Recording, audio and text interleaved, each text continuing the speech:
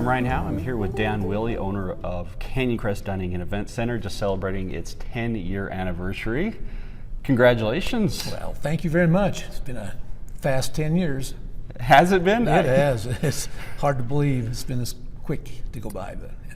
Well, as you reflect on the last 10 years, kind of talk about some of the takeaways that you have. Well, I mean, if you want to know how this started, I've been involved with the Boys and Girls Club for like about 16 years, and we started putting on a banquet auction, and we used to have a hard time finding places to hold the banquet, and either parking was not good, the facility wasn't big enough, or they didn't have catering available or whatever. So that kind of created the idea of an event center in my mind. And then we kind of started looking around and couldn't find a good spot for it. And then one day, a gentleman I know, Ken Stutzman, came to me and said, "Dan, I got the perfect spot for you, I think," and brought me out here. And I looked over this canyon rim, and I just fell in love with it. And so the next thing was we started trying to figure out how we'd put it together and get the financing and make it happen. And before I knew it, a year or so later, we had an event center, a restaurant, and a bar. And it's been a fun thing. It's worked really good for the Boys and Girls Club and Valley House and CSI Foundation. A lot of fundraisers, a lot of weddings, a lot of good activity here. So. Well, and here it is, this beautiful facility, over 21,000 square feet. You went big. Way big, way big dreamer. Yeah. Now, is that because you saw the future growth, the potential of Twin Falls, and knew that we would need a facility like this? Well, I'm a believer in Twin Falls, and we've been here almost 40 years now, and I have other businesses, and so I've seen the growth, and I knew the growth was coming, and I expect more of it in the future. But I might have been one of those guys a little bit ahead of my time, bigger than it needed to be, but it's okay. It's a great facility, and it's going to be awesome someday. And Canyon Rim property is going to be hard to come by, and this view is, you can't beat it. You can't beat it at all. And you see a couple of the properties around here, for sale signs. You see some development going up around you, but you were kind of that pioneer to kind of get that ball rolling a little bit. So if you could look into your crystal ball, what do you see as the next 10 years for both Canyon Crest and the area immediately surrounding it? Well, I think with all the activity in Twin Falls and the Chobani and expanding again, and the Jayco and expanding again, and Cliff Bar and all those businesses moving in, is going to bring more businesses in, and I have a lot of faith in this city and this area and the Magic Valley, and so we keep expanding our convenience store side of it, and yeah, because we're believers, and so I think this rim eventually, I would think, it'd just keep on growing, and someday I think somebody's going to build a big hotel right next door to me, and that'll be awesome too. Well, you look at the past 40 years, and of course the success you've had with the Oasis stores and the Kickback Rewards program, and everything that you've been able to accomplish. Take me back to, what was it, 1979, when kind of that whole thing started. I mean, is all of this what you envisioned, or? No.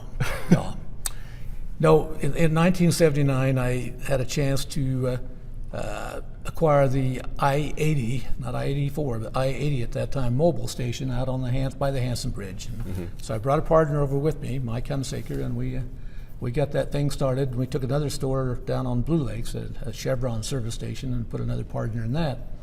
So we had those two, and that got going, and one thing led to another, and pretty soon we had one in Ketchum, and we had one over in Montpelier, a truck stop, and then that was in 1979. Up through about 1983, we opened the Oasis Food and Spirits on Blue Lakes Boulevard. And then in 85, we bought a big truck stop up in Oregon, three of us, and called Pioneerville Truck Plaza. And it just kept going from there, and then Jackson's, I think in 1999, bought the Circle K's, and they leased those to us to run. And we just kept growing along, and then a couple of years ago, Jackson's again bought the Twin Stop Chevrons, and we're leasing those from him. So today we have 24 convenience stores, 3 truck stops, Canyon Crest, and we have the Kickback loyalty program that's pretty well gone nationally. So yeah, that was not the dream. The dream was we had a 5-year lease on the property out on the interstate, which eventually became Travelers Oasis, and which eventually I ended up buying and owning myself and my wife. And yeah, it's one of those things that you you can sit down and say, yeah, I had this great idea, and I knew that 40 years from now I'd have a restaurant, an event center, I'd have convenience stores, truck stops, none of that. And invented a loyalty program, yeah, never would have dreamed of it. It just kind of happened. Just happened. We followed our nose along, and we actually got in other businesses. We had the dog feeding business of building dog feeders called K9 Kitchens, and we were actually selling those nationally in mail order catalogs for a few years with another partner. And we did a land development at one time, Willstar Enterprises, and we owned a couple of dealerships, Ford and a Chevrolet dealership in Soda Springs, Idaho at one point. We've sold those back to our managing partner over there. And so yeah, I'm that person who's a jack of all trades and master of none. So why the life of an entrepreneur? I mean, why not just take a job and live the simple life? Because I know how stressful it can be being an entrepreneur. Well, looking back, it's the very best thing I could have ever done for myself. It's been good for my family. I've enjoyed it. Mondays and Saturdays and Sundays and Tuesdays all run together. It's just, there's never a day where I don't have something to think about. And I'm well past retirement age, and I'm still saying I'm enjoying what I'm doing. Now, there's stressful times. There's times when I need to borrow money from the bank and you can't get the loan you want, or things aren't going well, or you run into some kind of regulations. It's a problem. But I had a job out of college two jobs out of college as a internal auditor traveling around the country, and after 7 years of that, and then running my own business in Pocatello for 5 years as a small bookkeeping business, I realized that I needed something different. And I in my jobs in Oregon in the first 7 years, you get off on Friday night and you could hardly wait for the weekend to come, and before you knew it, Monday morning was there again, away you go. And now this is all just kind of runs together, but it's fun. I've met lots of people. I've had wonderful employees over the years, and it's just been a good life for me. Yeah. If you were able to mentor a brand new entrepreneur in 2018 today, what type of tips would you give him or her? Well, I think you just got to find your niche. You got to find something that you can do. It may be something you're going to invent, something you're going to create, something you think should have been created, or something you can see that can be managed better than it's being managed now. A lot of businesses that we bought were there, and we just come along and said, well, if we had this business, we'd probably change that. We'd put a diesel island over there. We'd change it, the service bays into a convenience store, and I think you just kind of follow your dream. Now, I know it's a lot more difficult this day and age to start your business than it was 40 years ago, because when I came to town, we needed to borrow some money to get going, and we ran into Ivan Skinner at Twin Falls Bank and Trust and sat across the table, and he decided he should help us out and signed a one-form piece of paper, and he always said, his gut instincts told him who he'd loan to, and he trusted us. So today, you go in and fill out 45 pages of paperwork to get that same loan, and so it's tougher, but there's still help out there. There's SBA and there's other things that, bankers will work with you, but you just have to have an idea. And you see people all the time roll up their sleeves and open a business and make it go, and others don't. I don't know I don't think you're born with it. I think it's just you should have that desire that you want to work really hard. You have to work hard, and particularly when you first start. It's basically should be a 7-day-a-week job until you can get it off the ground and make sure it's running, and then you can cut back a little bit. So my theory has always been work hard and play hard.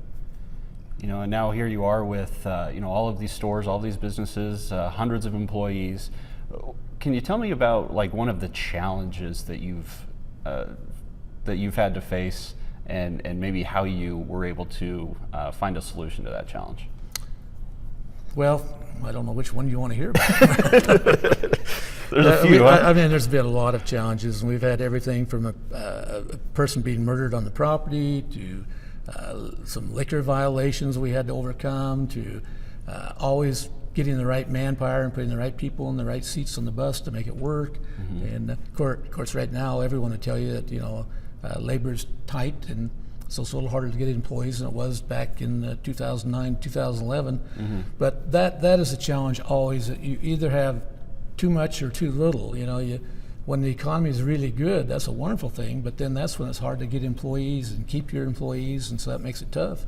or you can have a bad economy and have no customers, but you got plenty of employees. So the perfect balance is somewhere in between those two, and you never know when it's going to happen. But there's the toughest challenge for me is having to fire someone. And I haven't had to do it very often, but and usually I'm able to delegate it to someone else, as a manager does the hiring and firing now. But back in the day, I've had to fire some people I've had long term and for good reason, but that's always hard to do. So, but the key to growing a business is you gotta have some element of leadership with your employees, and there's got to be a trust on both ends of it. And I don't say anything particular special to the employees, but I treat them good. I like them. I like to say hello to them. I like to call them by name. They like to call me by my first name. We're not formal at all. I'm not Mr. Owner or Mr. President or Mr. anything. I'm just Dan, and I don't think I've changed over my whole entire life, and certainly not these last 40 years. I appreciate what we have, and I appreciate the people in there that's rolled up their sleeves and helped me. So I don't know if that answered any of the question, but you could go on forever about individual things that might have happened, but the one thing you can't do, you can't bury the problems, you can't run from them. You have to face them. You have to know that today I've got to go do whatever it is I've got to do and take care of this problem, and this too will pass, and we'll go on to the next thing. And it's the way I look at it. Well, now as we're celebrating the 10-year anniversary of Canyon Crest, what do you hope, Dan, that people think of when they hear Canyon Crest Dining and Event Center? Well, I would hope that they'd think it's a great place to come to. It's great food and great service, and a beautiful building and a great location, and just everything's great, But I've also learned you can please some of the people all the time, and you can please all the people some of the time, but you can't please all the people all the time. So what we try to do is please as many as we can, as much as we can, and I'd like to see this business grow where you had a waiting list to get in the door, and we do in certain events like an Easter or Mother's Day or Father's Day, you have to have reservations, and there's people we turn away, but there's always room. We build it big enough to grow a lot. If I had it to do again, I probably would have made the event center another capacity for another 100 or 200. It would have been better yet if we'd had the space to do it. We fill that room up an awful lot of the time. We can comfortably seat about 400 people in there. 8 people to a table, 50 tables. Sometimes we squeeze in 10 people to a table and it gets tight, and we can get 500. But there's events where they could go 600 or 700. The Boys and Girls Club, again, we started with just a handful of people, and over the years it's grown and grown and grown, and now they're always trying to figure out how to get a little more space out of this. So I think they're going to move into the restaurant this year and have a lot of their silent auction items over here and stuff to give them more room again. So that's a good So maybe thing. you didn't make it big enough. Didn't make it big enough for some events, but Yeah. But you have to have enough of those big events to keep it going too. So yeah. Now, if you could find a time machine, go back in time, 1979. There's Dan. I think he was about 35-ish years old. Yeah. Now you're going to put the age now right people on are going to you. be doing the math. Let's see, 79. Let's see, 21, 31, 39. Yeah. Well, 39 and 35. What does that make? That makes about 74, doesn't it? Ooh, Holy a young schmoly. 74. Well, I hope so. I keep telling this story that every time I go in to get a loan at the bank says you've got to sign this form that says you're going to stick around for another 20 years to pay your loan. So I have now made promises to live to be 140. Well, at this rate, why not, right? Yeah, why not? Yeah. Well, but if you were able to go back in time to 35-year-old Dan, you're just getting started, what advice would you give yourself? Oh, man. I don't know. I'd have to think that one through, I guess, but my banker, Ivan Skinner, always warned us not to expand too rapidly, but I'm not sure that was a real problem, but we've always rolled everything over, so we've always stayed deep in debt and borrowed and kept going, but if we didn't, I'd be sitting here at 74 and maybe only have 5 businesses or something, so we've had to roll the ball. There's been a few times along the way that I didn't know if we was going to make it or not. I mean, when it'd be panic time, you're like, geez, how are we going to do this? How are we going to pay that? So I don't know if I'd put myself quite as much, or put as much pressure on myself as maybe at times we did. But I don't think I'd changed a lot of things. I see some businesses that are really concentrate on one area and they do a really good job. And as you've listened to me this morning, I've been helter-skelter. I've tried this and that and the other thing, and probably we've done a lot of things and probably haven't done them all as good as they could have been. So maybe I would probably specialize a little more in making sure that we're getting each thing as good as it could be before you go into another field, you know. So, but that's part of the fun, right? It really is has rolling been. the dice and trying new things, and you never know if it's going to be successful unless you try it, right? Well, that's true. I've like I said, I've never been bored. Honestly, I can't think of a period in my 39 years that I woke up thinking, well, what am I going to do this week or this day? Or, you know, I've always got thoughts, and even today I've got plans on several of the businesses, how to expand them, how to change them, the makeup of the type of foods. I mean, there's just all kinds of things. If I had the cash right now, I'd probably do it right now, but we'll wait until we pay a few more debts down, and then we'll go to the next step. But yeah, so I don't know if I'd change a lot, but we could be better at what we were doing than we were at the time. We being my partners, me, and family, yeah. Well, so are you going to ever retire, or is that just not even a thought? If I do, it's going to be just kind of phasing out. You know, I don't have the tough life now. I still get to go play golf on Thursdays and little league golf on Tuesday nights, and so it's not like I'm working 7 days a week. And to me, that's the retirement: being able to get away when you want to, go on a vacation, go on trips, and then come back to the business. I got 2 boys involved, and the plan is that as I phase out, they phase in. They're already very active in the businesses. Troy is the CEO of the Oasis Stop and Go convenience stores, and Mont's our IT guy and right-hand man to Troy, and kind of like the jack of all trades and operations manager. So they've both learned the business, but I started both of them when they were 12 years old in my businesses, and they've learned the work, and so people appreciate them because they've seen them grow up through the company, and they know every job that they're now trying to supervise. So. Now, with the 10-year anniversary here, we're celebrating with scratch card giveaways. Over $70,000 worth of giveaways and discounts, 10,000 scratch cards.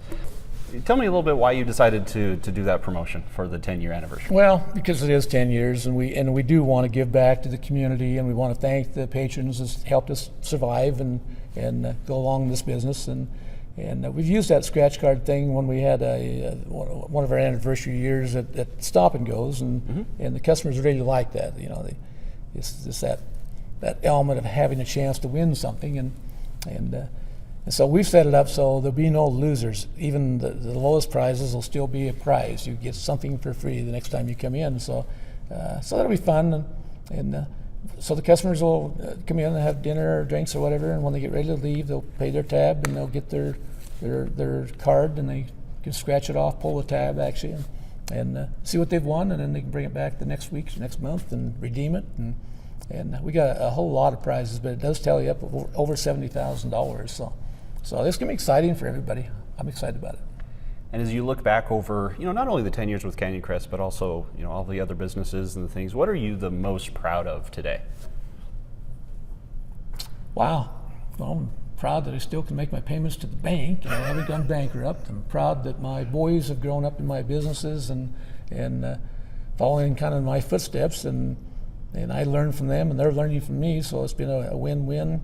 Proud of my wife that supported me all these years, because without her, you couldn't make that happen. And I'm proud of the things that I've been able to do in the community. And I'm not as active as I should or could be, but certainly the Boys and Girls Club is the one thing that I chose that I really have enjoyed, and I've been on their board for over 16, 17 years, and I'm a big believer in helping the youth. You need to mentor the youth to give them a chance to survive and wind their way through this tough world and grow up. And I think that's the way I look at it. That's my future employees. That's the future business leaders in the community. It's the future people that's going to be running the community, the mayors, the councilmen. It's the future of our country. You can help a lot of different things, but that's the one I've really chosen to help is these kids. And we have CSI students who are 18, 19, 20 years old that's working over there, and they're the mentors to these kids. And